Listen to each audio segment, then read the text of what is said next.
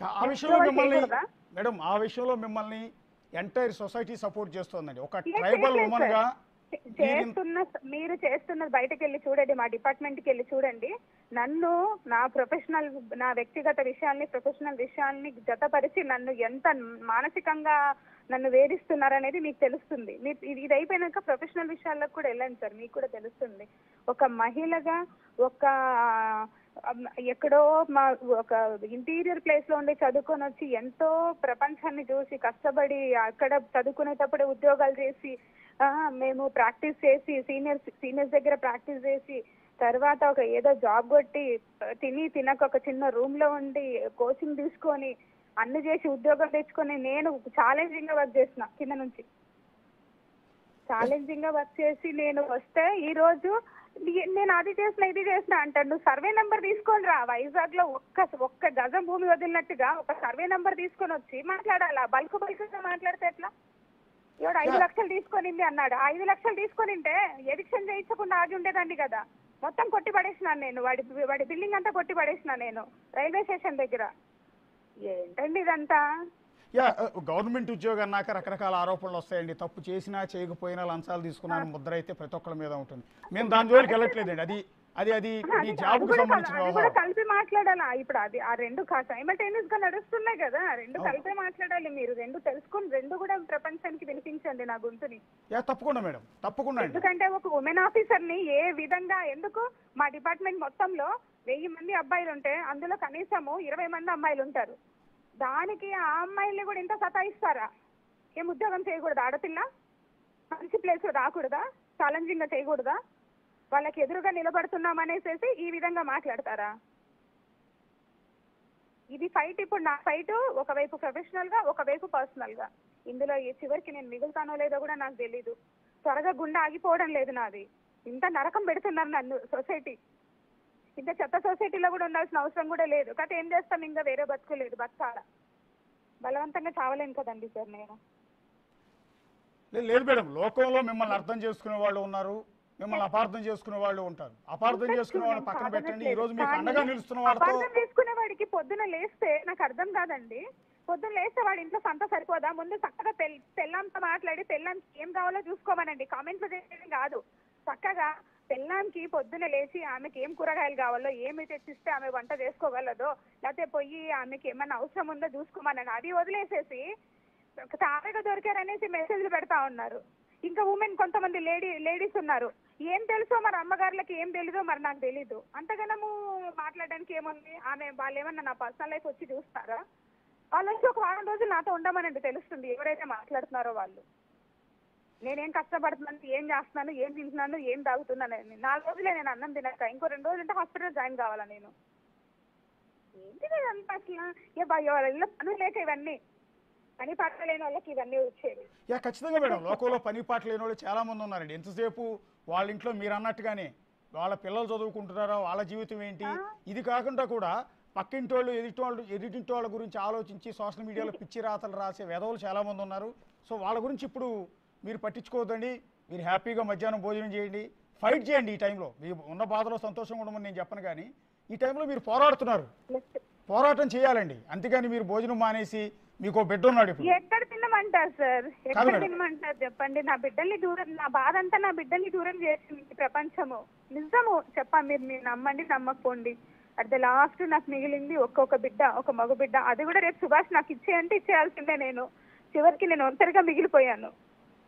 లేదండి, ఇప్పుడు మీకు 2 ఆడపిల్లలు ఉన్నారండి, ఒక బాబు ఉన్నాడు, 3 పిల్లల తల్లి మీరు. లేదు నాకు వద్దు నాయన. మీరు ఈ సంత చేసిన పంచాయతీకి, సంత మీన్స్ ఈ మీడియా వాళ్ళు కొంతమంది చేసిన పంచాయతీకి నేను ఆ బిడ్డల్ని ఎట్టి పరిస్థితిలో చూడలేను. వాళ్ళు ఎక్కడున్నా సరే సంతోషంగా ఉంటే చాలు. అంటే ఆడపిల్లలిద్దరిని మదన్ మోహన్ ఇచ్చేసే ఆలోచనలో ఉన్నారా? నేను అసలు ఇచ్చేయాలి, తీసేసుకోవాలి ఆయనే. నేను చూడను, నేను నా బిడ్డలకి నా మొహం చూపించాను నేను.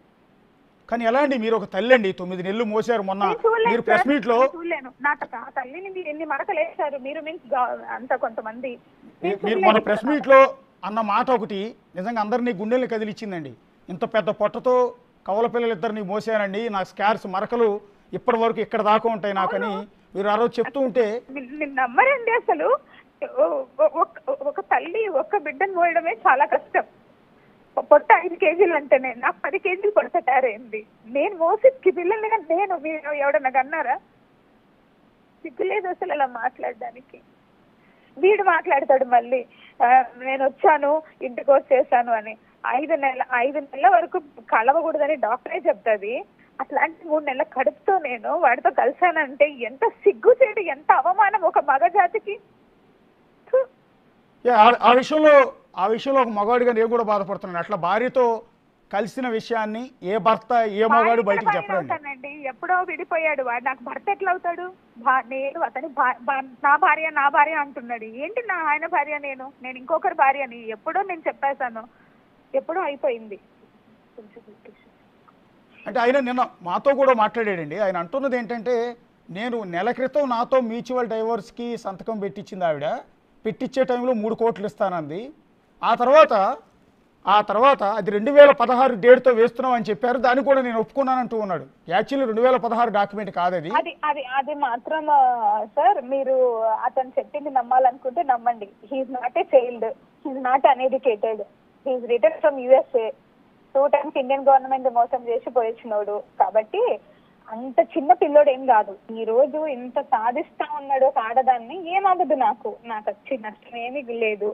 నా ఉద్యోగం పోయినా సరే నేను అడ్వకేట్ గా ప్రాక్టీస్ చేసి నా బిడ్డని బ్రతికిస్తాను. నా బిడ్డల్ని కాదు, నా బిడ్డని. నాకు ఒకడే బిడ్డ ఇప్పుడు నేను చూసుకునేది. నా 2 బిడ్డల్ని చూసుకోలేను. నేను వాళ్ళకి నా మొహం చూపించలేను. వాళ్ళ మెయింటెనెన్స్ కింద గవర్నమెంట్ జీతం ఎంతో గవర్నమెంట్ ముందు పెడతాను. ఆయన జీతం ఎంతో పెడతాడు. ఆయనే చూసుకోవాలి. ఆయన పిల్లలకి మంచి తండ్రి, వెరీ గుడ్. నేనే చెడ్డ తల్లిని. అదే కదా అతను ప్రూవ్ చేయాలనుకుంటున్నాడు. మేడం ఈ టైంలో సరే మదర్ మోహన్ మిమ్మల్ని మోసం చేశాడు అనుకుందాం. మదర్ మోహన్ మిమ్మల్ని ఇబ్బంది పెడుతూ ఉన్నాడు, సరే మిమ్మల్ని సాధిస్తూ ఉన్నాడు.